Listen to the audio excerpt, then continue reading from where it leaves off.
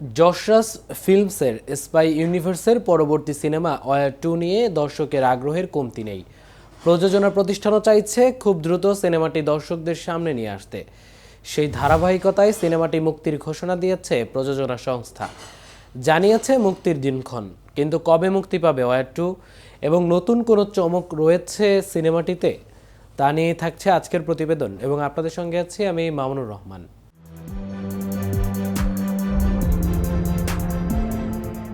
আগামী 14 আগস্ট বিশ্বব্যাপী মুক্তি পাবে ওয়ার 2। যশরাজ ফিল্মস তাদের অফিসিয়াল এক্সে এক পোস্টে আনুষ্ঠানিকভাবে ওয়ার 2 এর মুক্তির দিনক্ষণ জানিয়ে লেখেন, এটা না বললেই নয়, আমরা ওয়ার 2 এর প্রমোশন শুরু করার আগেই আপনারা ছবি নিয়ে এত উৎসাহ প্রকাশ করেছেন, যা দেখে আমরা সত্যি আপ্লুত।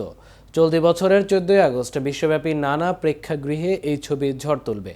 অয়ন মুখার্জি পরিচালিত এই ছবির প্রধান চরিত্রে রয়েছেন ঋত্বিক রোশন। তিনি ওয়ার 2 এর প্রিকুয়েল ওয়ারেও ছিলেন। তার সঙ্গে আগের কিস্তিতে দেখা গিয়েছিল টাইগার শ্রফকে। আর এবার এই ছবির সিকুয়েলে দেখা যাবে জনপ্রিয় দক্ষিণী অভিনেতা জুনিয়র এনটিআরকে।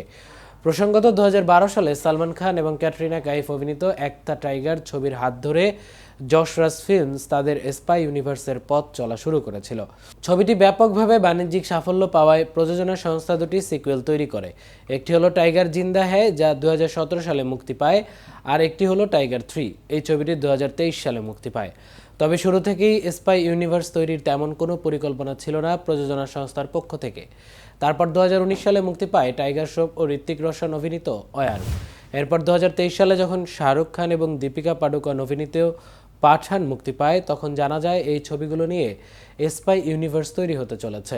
এরপর ওয়ার 2 ছাড়াও এই স্পাই ইউনিভার্সে ব্যানারে আসবে শাহরুখ খানের পাঠান 2, সালমান ও শাহরুখ অভিনীত টাইগার বনাম পাঠান। তাছাড়াও প্রথম আসছে আলফা।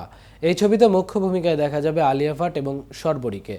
এটাই প্রথম নারী পরিচালিত যশরাজ ফিল্মসের স্পাই ইউনিভার্সের ছবি হতে চলেছে। এদিকে দীর্ঘদিন ধরে আলোচনায় আছে ক্রিশ ফ্র্যাঞ্চাইজির চতুর্থ ছবি ক্রিশ 4 এর জন্য দর্শকরা অপেক্ষায় রয়েছেন। সম্প্রতি জানা গেছে বাজেট বেশি হওয়ায় ছবিটি নির্মাণ করতে রাজি নয় কোনো প্রযোজক। গণমাধ্যমের প্রতিবেদন অনুযায়ী এ ছবি নির্মাণের জন্য বড় বাজেট এবং 700 কোটি রুপির স্টুডিও সেটআপের ঝুঁকি নিতে রাজি হচ্ছেন না প্রযোজকরা। প্রথমে ঋত্বিকের বন্ধু এবং পরিচালক সিদ্ধার্থ আনন্দের প্রযোজনা করার কথা ছিল, তবে তিনিও প্রযোজনা থেকে সরে গেছেন। গণমাধ্যমের প্রতিবেদনে আরও জানা গেছে, ছবির পরিচালক করণ মালহোত্রাও ক্রিশ 4 থেকে সরে গিয়েছেন।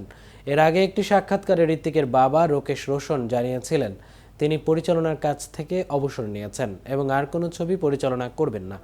তবে তিনি ভক্তদের আশ্বস্ত করেছিলেন ক্রিশ 4 এর কাজ চলছে এবং শীঘ্রই এর আনুষ্ঠানিক ঘোষণা করা হবে।